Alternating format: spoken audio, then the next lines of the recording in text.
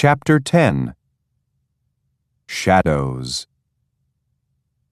Next day, the picture of Mr. Popper and Captain Cook appeared in the Stillwater Morning Chronicle, with a paragraph about the house painter who had received a penguin by air express from Admiral Drake in the faraway Antarctic. Then the Associated Press picked up the story, and a week later the photograph, in rotogravure, could be seen in the Sunday edition of the most important newspapers in all the large cities in the country. Naturally, the Poppers all felt very proud and happy. Captain Cook was not happy, however. He had suddenly ceased his gay, exploring little walks about the house, and would sit most of the day sulking in the refrigerator. Mrs. Popper had removed all the stranger objects, leaving only the marbles and checkers, so that Captain Cook now had a nice, orderly little rookery. "He won't play with us any more," said Bill. "I tried to get some of my marbles from him, and he tried to bite me."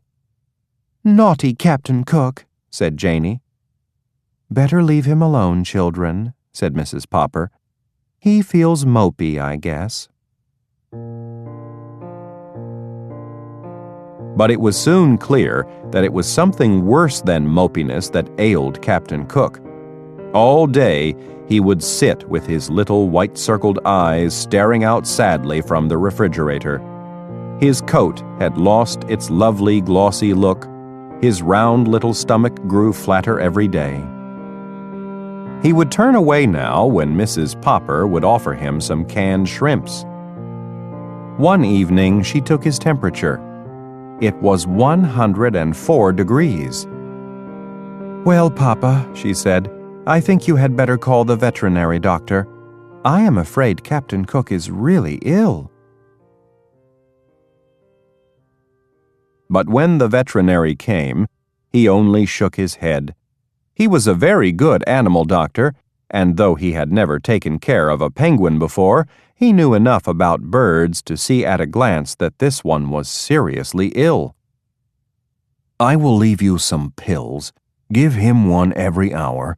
Then you can try feeding him on sherbet and wrapping him in ice packs. But I cannot give you any encouragement because I am afraid it is a hopeless case.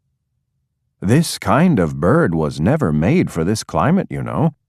I can see that you have taken good care of him, but an Antarctic penguin can't thrive in Stillwater." That night, the Poppers sat up all night, taking turns changing the ice packs. It was no use. In the morning, Mrs. Popper took Captain Cook's temperature again. It had gone up to 105. Everyone was very sympathetic. The reporter on the Morning Chronicle stopped in to inquire about the penguin. The neighbors brought in all sorts of broths and jellies to try to tempt the little fellow.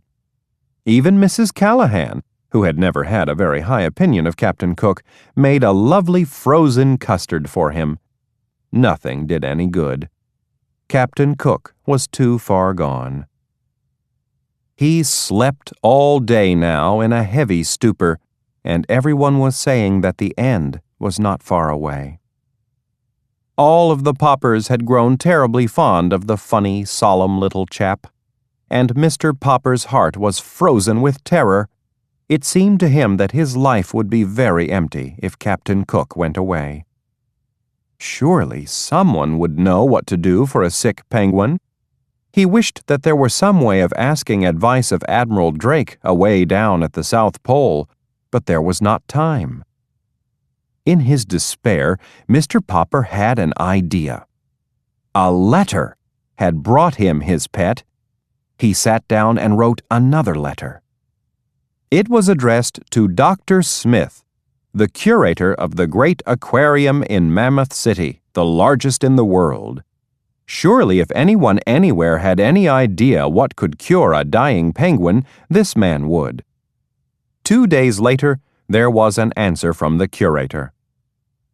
"Unfortunately," he wrote, "it is not easy to cure a sick penguin.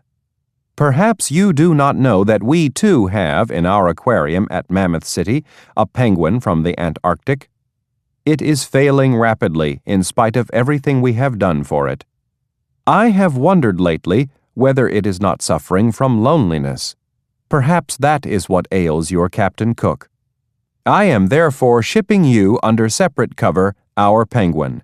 You may keep her. There is just a chance that the two birds may get on better together. And that is how Greta came to live at 432 Proudfoot Avenue.